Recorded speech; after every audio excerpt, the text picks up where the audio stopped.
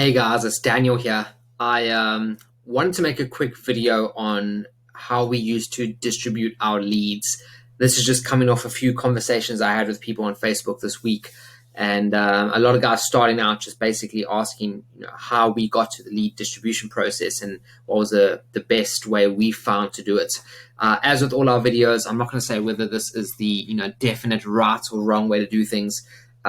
This is just what worked for us. Up until recently, actually, we've just moved over to LeadBot for our new distribution of leads. We'll have a few videos that come out on that. But that's only because we got to the process of the place of handling 4,000 leads a month across 70, 75 different partners. It got a bit difficult for us to scale and manage the system.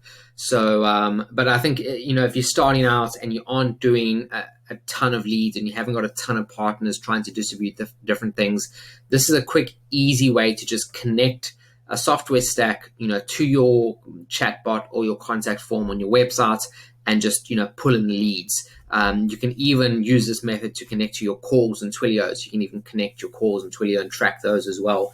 And so I'll quickly run you through the general concept and why we've done what we did. And from there, you guys can see if maybe this is a method that you can use.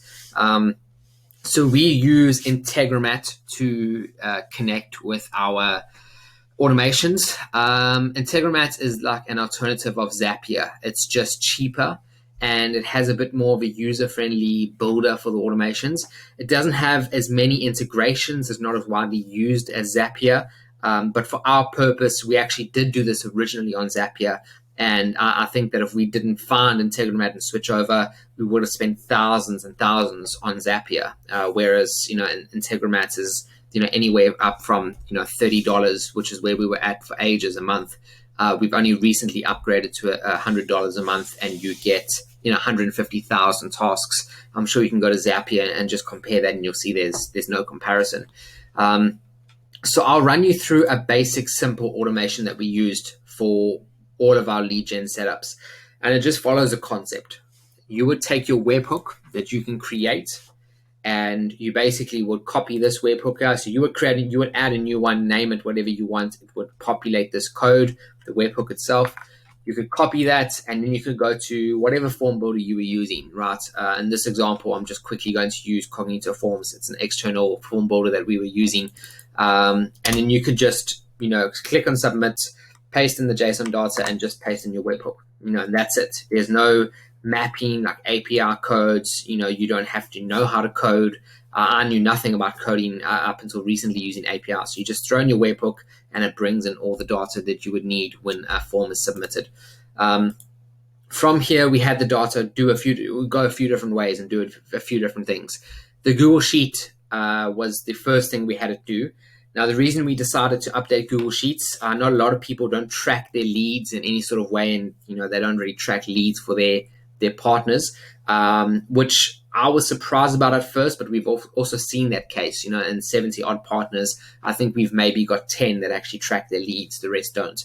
But I still think that it is useful to have the data go into Google Sheets, because you can use that data to track into different metrics, right? You can put it into Data Studio like we've done.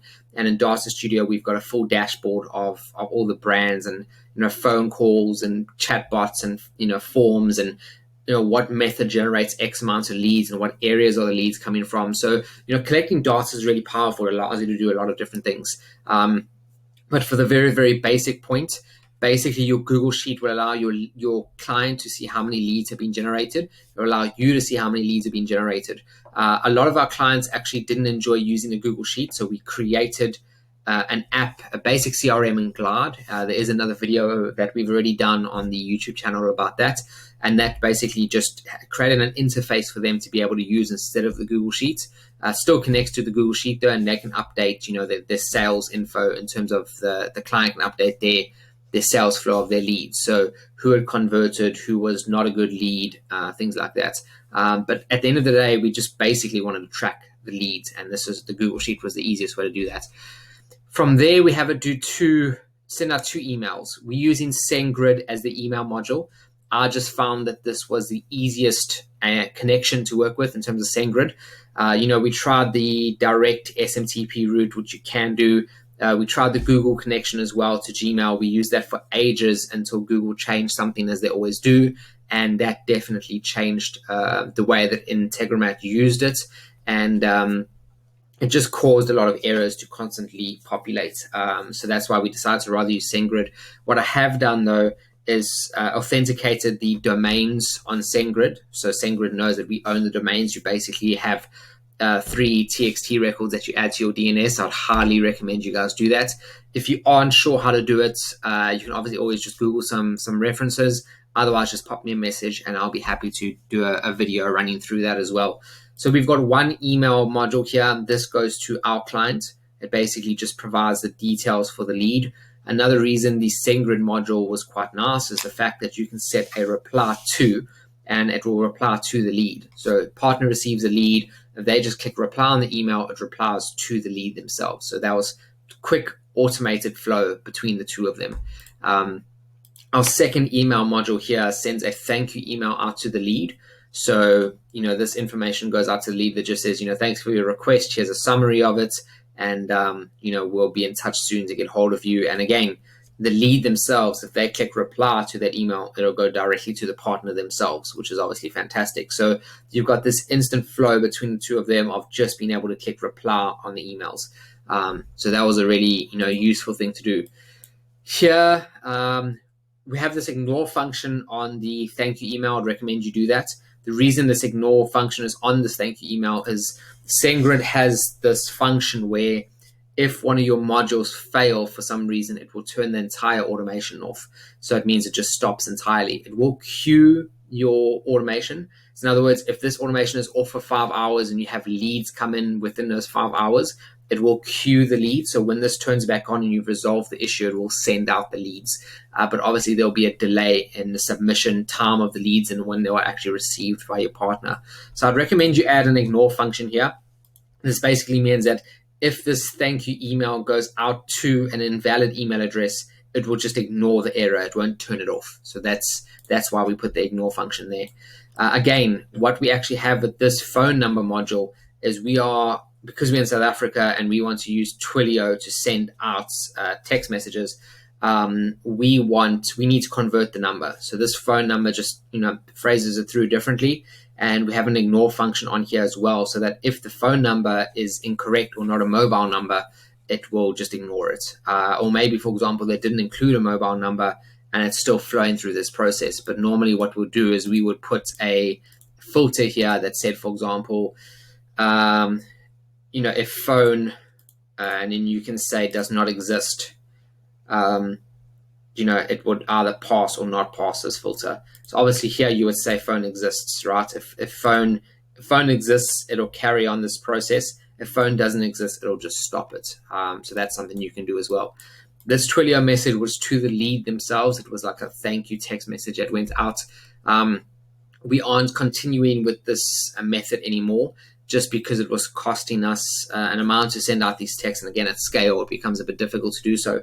But if you aren't handling a lot of volume, I'd recommend you do this. It's just a nice way to add some authority to the brand, let the client know for sure that they are going to be seen to, take them off the market a little bit. So I think that's a pretty cool feature to have in. And then a WhatsApp. WhatsApp Studio is the company that we've connected with. We are a distributor for them. We know the developer and the business owner really well, and we've worked with them for a long time.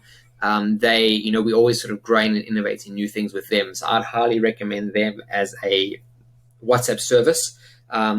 It's a closed service, but you can always just pop us a message if your clients want to use WhatsApp, and then we can always put you onto some sort of plan with them. But basically what this does, it sends out a WhatsApp to our client, just lets them know basically, hey, this lead has come in. A lot of our clients obviously use email, but some of them are on the go, they're driving, they're seen with clients. A WhatsApp message is a cool, quick way to get in touch with them. Another nice feature about the WhatsApp modules is they have this what's called a predefined message. So basically what happens is there's a link that is within the WhatsApp message that comes through. If you click the link, it automatically opens up a chat with the lead's contact number, and it pre-populates this message. So literally your client would just hit send. We call it like a 2-click instant reply. You'll click the link, it'll bring up a chat with a pre-populated message, and they just hit send. So it's a very, very cool way for your clients, like I said, on the go, depending on what sort of company size you're working with. But if you're working with a small time contractor who's seeing clients, he's on the road, he's on the job, he can very quickly reply to a lead instantly, and he can always call them back, half an hour later. Your predefined message is completely up to you.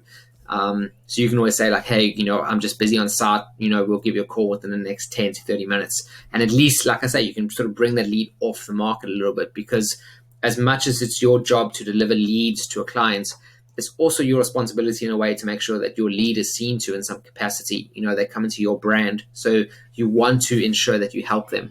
And at the same time, you also obviously want to make sure that your actual clients are getting the best leads and best quality leads possible. So that's one of the reasons that we've used that WhatsApp module as well. And that's one of the reasons we've just carried this concept and idea through the entire automation. So I hope that answers some of your questions in terms of how we distributed the leads. So like I say, simple webhook connects to your contact form, your Twilio, contact numbers, your chatbots, anything that you want to track leads from, and then connect it to a Google Sheet so it tracks everything. Send out your emails, send out your text message. And again, if you want to send out this WhatsApp, you can. You can always replace this WhatsApp module to your client with an SMS module. So you could just text them the lead instead, and that'll do this, the same sort of concept as well. We'll have a link to Integromat and a few different things in the description below. But once again, if you guys have any questions, you can just reach out to us on Twitter, comments on the video, or even just find us on Facebook and shoot us a message on there as well. So yeah, I hope this helps a few of you distribute your leads. Again, might not be the most efficient way to do things, but for us, this just worked really well at a small scale, and it was an efficient and cheap way to do it as well. Okay, thanks guys.